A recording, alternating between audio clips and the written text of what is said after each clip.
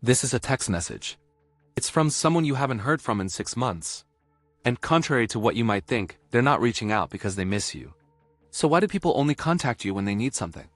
To understand this, I spoke with psychologists who study long-term relationship patterns at Stanford University. What they found was surprising. 96% of people report having at least one relationship like this. That's right, 96%. It's actually rare not to have someone in your life who only shows up when they need something. But here's the strange part. Most of these people don't believe they're doing anything wrong. And when researchers first uncovered why, it completely changed how these relationships were understood. I was originally studying loneliness when I stumbled onto something unexpected.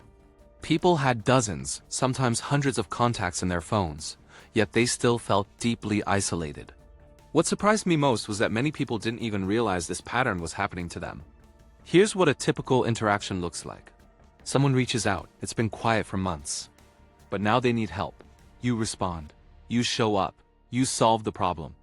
And then they vanish again. On the surface, it looks like a social habit. But neurologically, something much more complex is happening. During these exchanges, the brain treats the interaction as incomplete. There's relief when the request is fulfilled, but no sense of emotional closure. That's one reason this pattern is so hard to break. As researchers looked closer, they noticed something important. Not everyone who behaves this way is doing it for the same reason. Some people genuinely don't track who gives and who receives in relationships. They don't keep score. They don't notice long gaps in contact. In their mind, friendship is permanent.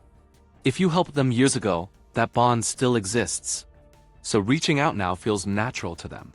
If you ask them whether they're a good friend, they'd say yes without hesitation.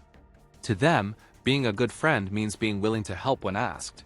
Checking in just because doesn't even occur to them. They assume that if something were wrong, you'd tell them. They're not being selfish. They genuinely don't see the imbalance. Others, however, are very different. For some people, emotional vulnerability triggers fear. Brain scans show heightened activity in areas associated with threat when they imagine reaching out to say something like, "I miss you." That kind of message feels risky, exposing, unsafe, but asking for help with something practical feels neutral, controlled, safe. So they reach out with a reason, a task, a favor. The request becomes a boundary. It allows connection without emotional exposure. Once the task is complete, they don't know how to stay in contact without feeling exposed again, so they disappear. And then there's a smaller group that researchers found deeply unsettling. When shown scenarios where they repeatedly asked for help without giving anything back, they could accurately describe how the other person felt. Used, undervalued, frustrated, they knew. The difference wasn't awareness, it was response. Brain imaging showed reduced activation in regions associated with empathy. The discomfort that normally discourages this behavior simply wasn't strong enough. They'd learned that if they reached out, you would respond. And you did.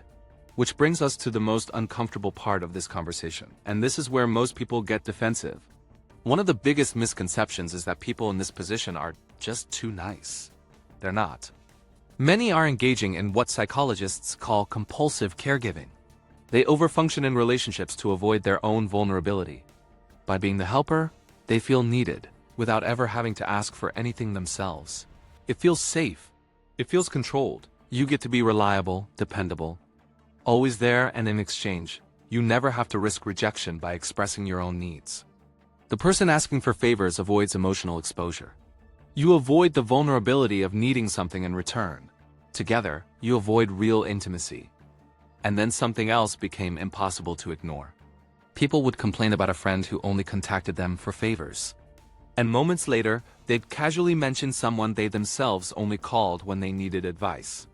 They didn't see the parallel at first. People are remarkably good at justifying their own behavior while labeling the same behavior in others as hurtful.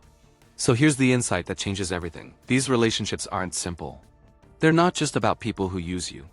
Some people believe the connection never faded. Some reach out the only way that feels emotionally safe. Some have learned a pattern you continue to reinforce. But the real question isn't about them, it's about you. Why do you keep answering? What do you get from being needed? What would it feel like to stop overfunctioning and ask for something yourself? You can't control whether someone reaches out, but you can control whether you respond. Sometimes the healthiest thing you can do, let the phone ring. Ask yourself, Is this the kind of relationship I actually want? Staying silent isn't cruel, sometimes it's the most honest thing you can do.